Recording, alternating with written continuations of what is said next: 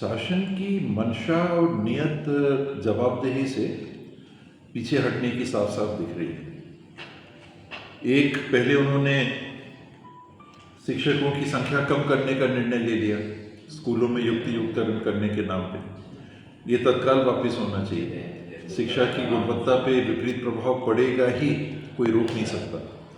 आपने primary school middle school में मर्ज किया, वहाँ तक तो समझ में आता है, लेकिन 1+2 के सेटअप को आपने 1+1 जो किया, ये बिल्कुल गलत है, एकदम सरासर गलत निर्णय है।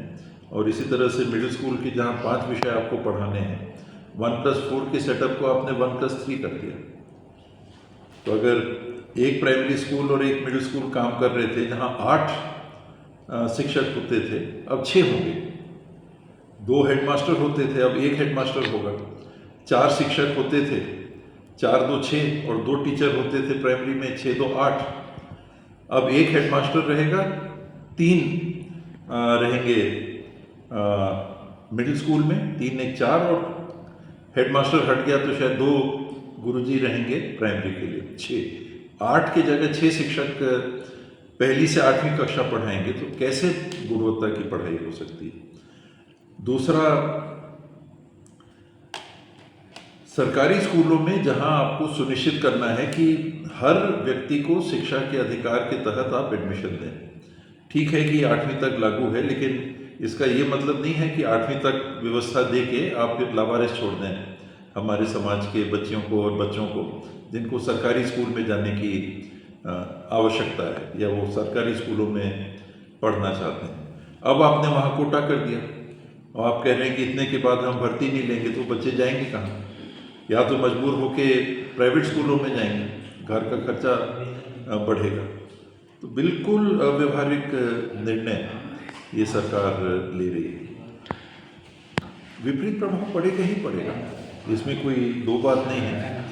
अभी एक विकासखंड का मैं जानकारी ले रहा था, तो युक्तिकरण करने के बाद 23 पद अभी भी एक ब्लॉक में खाली है, यानी 23 स्कूलों में पर्याप्त मात्रा में शिक्षक नहीं है। ये 1+1 लागू करने के बाद, 1+3 लागू करने के बाद, तथाकथित युक्तिकरण करने के बाद आपके पास शिक्षकों की कमी आ रही है। तो जो भर्ती आपको करनी थी, पैसे बचाने की नियत से आप छत्तीसगढ़ के बच्चों को भविष्य दांव पर आप लगा दे रहे हैं। स्कूलें बंद की जा रही हैं और शराब दुकान खोले जा रहे हैं, इस पर क्या राय है आपका? यही इनकी प्राथमिकता है। ये व्यवसाय करने वाली सरकार आ गई। एक पुरानी कहावत थी कि जिस राज का राजा बनेगा व्यापारी, वो राज बनेगा भिखारी। एक पुरानी सी ये कहावत थी। तो राजतंत्र का ये काम ही नहीं होता है कि वो व्यवसायिक दृष्टिकोण अपनाए। उनका फर्ज, पहला फर्ज और उनका जो दायित्व रहता है वो सेवा का रहता है। लोगों की देखभाल आपको करना है। यहाँ आप शराब बेच रहे हैं, जहाँ एक व्यक्ति को पहले शराब की दुकान से एक दिन में एक बार में आप 4 पौवा या 6 पौवा की अनुमति देते थे, अब आपने 24 कर दिया। गांधी जी के पुतले के पास आपने विदेशी शराब की दुकान खोल दी। ऐसे परिसर में जहां महिलाओं के स्वयं सहायता समूह के सामान को बेचने के लिए परिसर को आरक्षित किया गया। एक, आपको शराब की दुकान खोलनी ही थी, कहीं और खोलते, गांधी जी से थोड़ा सा दूर खोलते, नजर तो बचाते। कोई शर्म नहीं, कोई लिहाज नहीं, कोई हया नहीं। और आपने वो परिसर ले लिया जहां की महिलाओं को स्वरोजगार बढ़ाने के लिए सरकार ने एक अवसर दिया था। और सुनते हैं कि 1300 या 1400 नई दुकानें खुल गई। अर्थात पैसा कैसे कमाना, ये काम सरकारों का होना ही नहीं चाहिए।